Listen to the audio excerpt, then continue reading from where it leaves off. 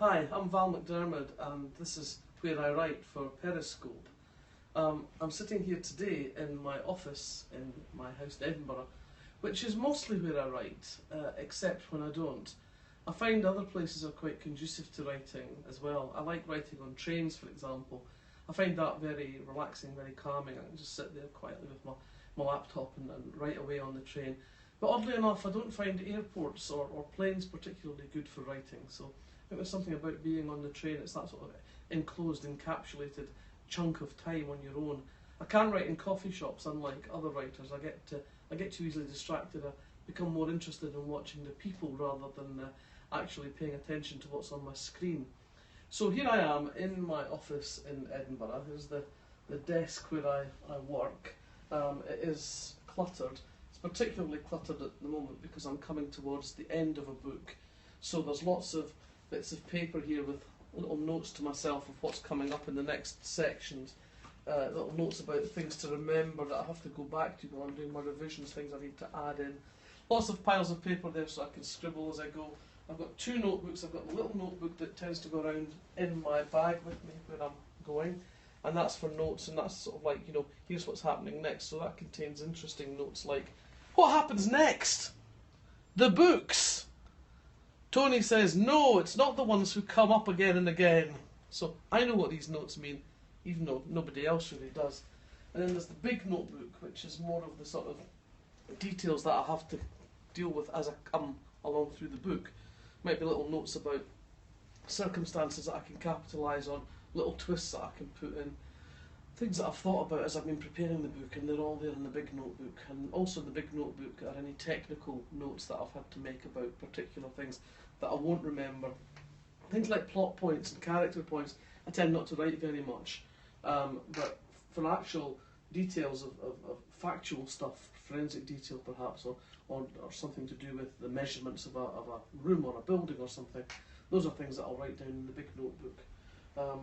I work directly onto the screen here. I have the keyboard here, nice light keyboard, which is a bit strange for me because I started out typing on old-fashioned typewriters when I was a journalist in the early days. You literally were hammering the keys. So it's taken me years to move from the hammering of the keys to a much more sophisticated and subtle style on the keyboard.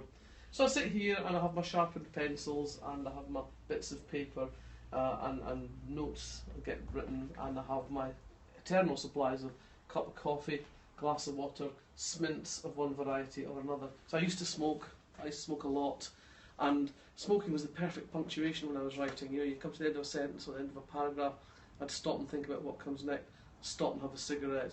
Now I'll stop and have a think and I'll have a smint. I think it's probably more healthy, some would say possibly not.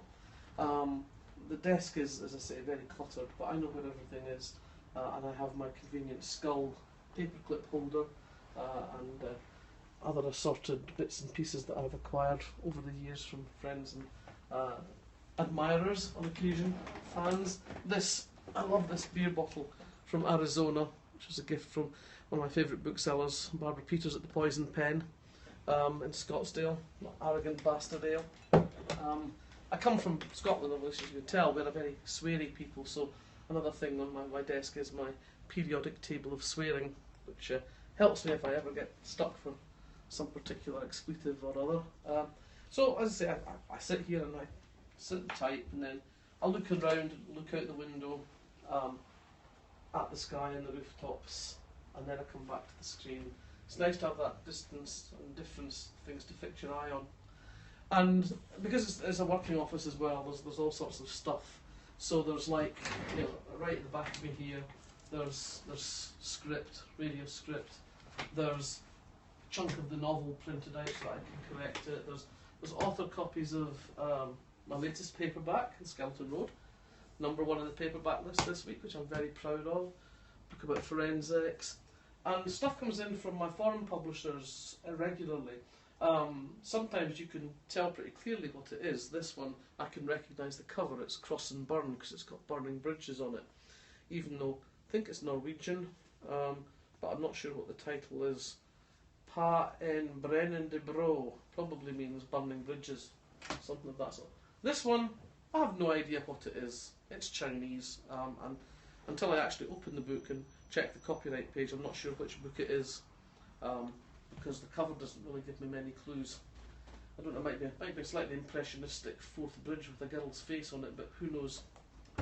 So this is where it all happens around here, and I have in the corner a standing desk which I go and stand and write at from time to time, because it's supposed to be good for us to break up the day between sitting and standing. I have the music stations here. I have a keyboard and I have my guitar, all of which provides alternatives to staring at a screen and trying to put words on the screen. And that really is about it. I write here and I write there, and I write in hotel rooms and I write on trains, but it's always nice to be back in the place where I know where everything is and I can always get a good cup of coffee.